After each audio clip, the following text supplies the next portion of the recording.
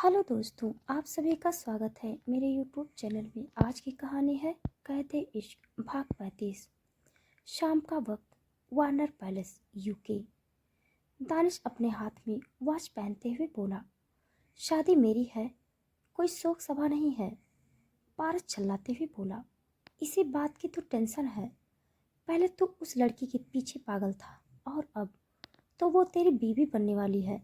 पता नहीं आगे क्या होगा। दानिश तिरछा मुस्कुराते हुए बोला, जो भी होगा तू अपनी आंखों से देख लेना, क्योंकि पार्टनर तो नहीं है तेरे पास।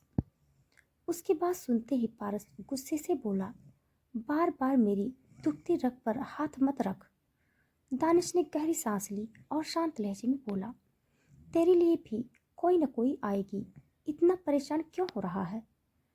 पारस रोनी सी शक्ल बनाते हुए बोला, कब आएगी, सालों से इंतजार कर रहा हूँ। दानिश सीरियस टोन में बोला, शायद आज ही मिल जाए। पारस हैरानी से बोला, वो कैसे। दानिश उसके कंधे पर हाथ रखते हुए बोला, शादी में बहुत सी लड़कियां आई होंगी, उनमें से किसी को पसंद कर ले। तू जिसे पसंद करेगा मैं खुद तेरी शादी उसके साथ करवा दूंगा। पारस अपना एक हाथ उसके सामने करते हुए बोला, पक्का प्रॉमिस, तू खुद मेरी शादी करवाएगा। दानिश उसके हाथ पर अपना हाथ रखते हुए बोला, प्रॉमिस। पारस कुछ पल रुक कर बोला, अजीब इत्तेफाक है ना, जिसके पीछे तू पागल था वही तेरी बीवी थी और तुझे पता ही नहीं था। दानिश बेड पर बैठ गया और अपने शूज पहनते हुए बोला, हम दोनों की किस्मत पहले से ही जुड़ी हुई थी। Thanks, why maybe I did not like anyone else except her. तभी दरवाजे की तरफ से आवाज आई, तुम दोनों की बातें कभी खत्म होगी या नहीं। दानिश और पारस ने तुरंत सारा की तरफ देखा। सारा दानिश के सामने आकर रुकी और उसे ऊपर से नीचे तक मुस्कुराते हुए देखने लगी। दानिश जल्दी से खड़े होकर बोला, मॉम, व्हाट हैपेंड। सारा मुस्कुराते हुए बोली, सालों से इसी दिन का इंतजार किया है मैंने, कितना हैंडसम लग रहा है मेरा बेटा। बोलते हुए उसने दानिश को हक कर लिया। दानिश उसकी पीठ पर हाथ रखते हुए बोला, मॉम, अब लेट नहीं हो रहा। सारा जल्दी से उससे दूर होकर बोली, हाँ बहुत लेट हो रहा है, जल्दी चलो। बोलकर वो वहां से निकल गई। उसके पीछे दानिश और पारस भी निकल गए। कुछ मिनट बाद सारा और दानिश जिया के कमरे के बाहर थे। सारा ने कमरे का दरवाजा खोला और दानिश को अंदर जाने का इशारा किया।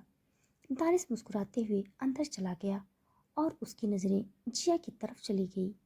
वो बिना पलक झपकाए उसे ऊपर से नीचे तक देखने लगा। जिस लड़की का उसने सालों से इंतजार किया, आज वो पूरी तरह से उसकी बनने वाली थी। जिया का वाइट कलर का वेडिंग गाउन बहुत ही खूबसूरत था। उसके ऊपर वाइट कलर के फ्लावर्स लगे हुए थे और वो स्वीट हार्ट नेक गाउन था। जिया के सर पर वाइट कलर का नेट वाला बड़ा सा वेल था, जिसमें से उसकी हल्की सी झलक दिख रही थी। वो किसी बार्बी डॉल की तरह लग रही थी। जिया चुपचाप अपना सर झुकाए बैठी हुई थी। तभी उसके कानों में दानिश की आवाज गई, लिटिल गर्ल। ये आवाज सुनते ही जिया की धड़कनें तेज हो गई। उसने कसकर अपने गाउन को अपनी मुट्ठी में भर लिया, लेकिन अभी तक उसने सर उठाकर दानिश को नहीं देखा था। तभी उसकी नजरें दानिश के जूतों की तरफ चली गई। वो उसके सामने आकर खड़ा हो चुका था। जिया ने गहरी सांस ली और धीरे से खड़ी हो गई। दानिश ने उसे कमर से पकड़ते हुए आराम से अपने करीब खींच लिया और मुस्कुराते हुए बोला, लिटिल गर्ल, अपने फ्यूचर हस्बैंड को देखोगी नहीं। उसकी बात सुनते ही जिया ने अपनी नजरें उठाकर उसे देखा। उसका चेहरा देखते ही दानिश के एक्सप्रेशन हल्के से चेंज हो गए। जिया रो नहीं रही थी, लेकिन उसकी आंखें पूरी तरह से लाल हो चुकी थी। ऐसी हालत में भी वो बेहद खूबसूरत लग रही थी। दानिश ने उसे कमर से पकड़ते हुए अपने करीब खींच लिया और जिया के दोनों हाथ उसके सीने पर आ गए। वो पूरी तरह से कांप रही थी और दानिश को ये सब अच्छे से महसूस हो रहा था। उसने धीरे से जिया को अपने सीने से लगा लिया और उसकी पीठ सहलाते हुए बोला, रिलैक्स लिटिल गर्ल। जिया ने उसके सीने पर अपना सर रख लिया और अपनी आंखें बंद कर ली। उसे समझ नहीं आ रहा था कि वो क्या बोले। उसका दिमाग पूरी तरह से उलझा हुआ था। वो दानिश को पसंद करती थी, लेकिन उसे डर भी लग रहा था। सारा चुपचाप उन दोनों को देख रही थी। उसने गहरी सांस ली और वहां से निकल गई। कुछ मिनट बाद दानिश ने जिया को खुद से अलग किया और उसके फोरहेड पर किस कर लिया। जिया काफी हद तक शांत हो चुकी थी। दानिश बिना कुछ बोले उसे कमर से पकड़ते हुए कमरे से बाहर ले गया। इधर गार्डन में सभी मेहमान बेसब्री से उन दोनों का इंतजार कर रहे थे। तभी दानिश और जिया वहां आ गए। उन्हें देखते ही वहां मौजूद कुछ लोग हुटिंग करने लगे। स्टेज पर एक बड़ा सा टेबल रखा हुआ था, जहां पर रजिस्ट्रार पहले से बैठे हुए थे। उनके सामने कुछ डॉक्यूमेंट्स थे। कुछ मिनट बाद दानिश और जिया रजिस्ट्रार के सामने बैठे थे। रजिस्ट्रार ने शादी की जो फॉर्मेलिटी थी वो पूरी कर दी और जिया की तरफ देखते हुए बोले, miss lily, do you accept mister Danish Warner as your husband?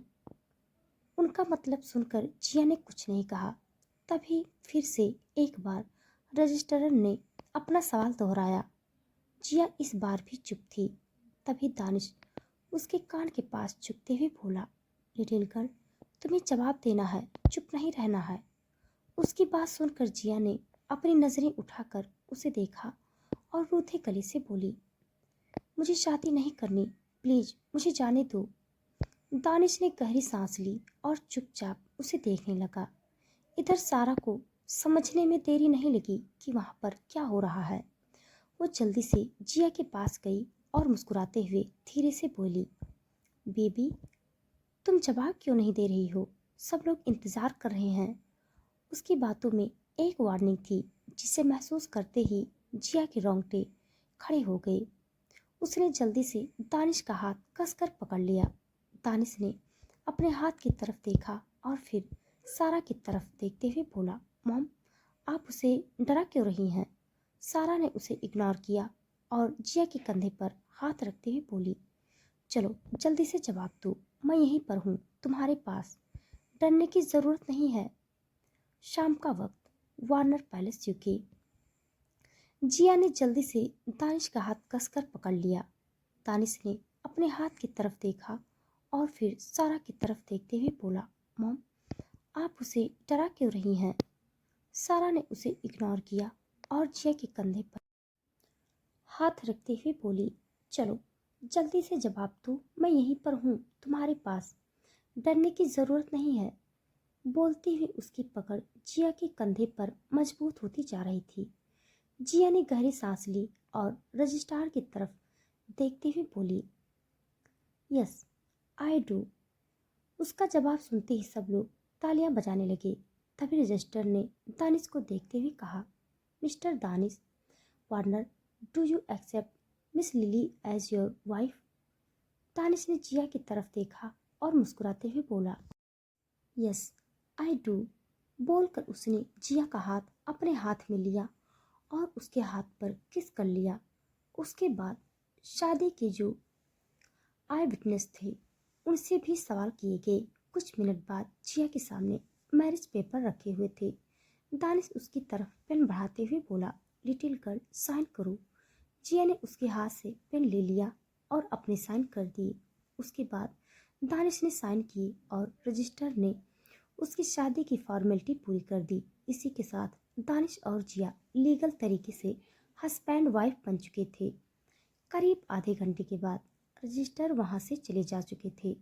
Danish ने मुस्कुराते हुए जिया का हाथ पकड़ लिया और उसे स्टेज के बीचों बीच लेकर आ गया। तभी बैकग्राउंड में एक गाना बजने लगा। ये गाना सुनते ही जिया की नज़रें अपने आप ही दानिश की स्टील ब्लू आंखों से जा मिली। दानिश ने मुस्कुराते हुए उसे करीब खींच लिया और आगे के गाने पर डांस करने लगा। दानिश ने उसे कमर से पकड़ते हुए अपने करीब खींच लिया और जिया के हाथ अपने आप ही उसके सीने पर आ गए। दानिश और जिया इस वक्त परफेक्ट कपल लग रहे थे। जिया का वेडिंग गाउन काफ़ी बड़ा था, फिर भी दानिश ऐसे डांस कर रहा था जैसे उसे इन सब की पहले से प्रैक्टिस थी। उसने जिया का हाथ पकड़ लिया और उसे गोल गोल घुमाने लगा। जिया का वेडिंग गाउन इस वक्त बेहद खूबसूरत लग रहा था। सब लोग बिना पलक झपकाए उन दोनों का डांस देख रहे थे। Well, I found a women stronger than anyone I know. She shared my dreams. I hope that someday I will carry her home. I found a love to carry more than just my scared to carry love, to carry children of your own. Tanish ने उसे घुमाते हुए खुद से दूर किया और फिर से एक बार अपने बेहद करीब खींच लिया। जिया धीरे से उसके सीने से चला गई। उसने धीरे से अपनी नजरें उठाकर उसे देखा और बिना किसी भाव के बोली, क्या कर रही हो तुम? मैं गिर गई तो? दानिश उसे कमर से पकड़कर मुस्कुराते हुए बोला, मेरे होते हुए तुम्हें कुछ नहीं हो सकता लिटिल गर्ल। अब तक वहां पर बाकी कपल्स भी आ चुके थे। दानिश और जिया उन सबके बीच में थे। जिया धीरे से बोली, सच सच बताओ, मुझसे मिलने से पहले कितनी गर्लफ्रेंड्स थी तुम्हारी? दानिश ने उसे घुमाते हुए अपने करीब खींच लिया और अब जिया की पीठ उसके सीने से लगी हुई थी। दानिश उसके कंधे पर किस करते हुए बोला, एक भी नहीं। जिया तिरछी नजरों से उसे देखते हुए बोली, तो फिर तुम इतने परफेक्ट तरीके से डांस कैसे कर रहे हो? मतलब मेरा गाउन इतना बड़ा है फिर भी तुम? दानिश ने उसे फिर से घुमाते हुए अपने सीने से लगा लिया।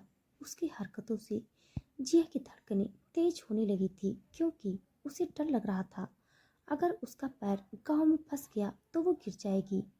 Baby, I am dancing in the dark with you between my arm where foot on the grass listening to your favourite song I have faith in what I C now I know I have met an angel in person and she looks perfect. I do not deserve this.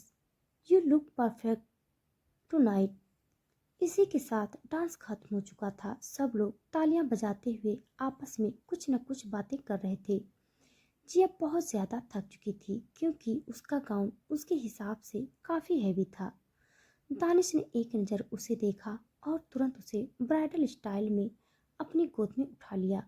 कुछ लोग उन्हें देखकर फिर से एक बार hooting करने लगे। जिया अपने दोनों हाथ दानिश के गले में लपेटते हुए बोली, मैं चल सकती हूँ। दानिश उसे पैलेस के अंदर लेकर जाते हुए बोला, I know you are tired little girl. उसकी बात सुनकर जिया ने कुछ नहीं कहा। तो दोस्तों, आज के लिए बस इतना। इसके आगे का भाग जानने के लिए आप सब मेरे साथ बने रहिए। हमारी कहानी आप सबको कैसी लग रही है कमेंट बॉक्स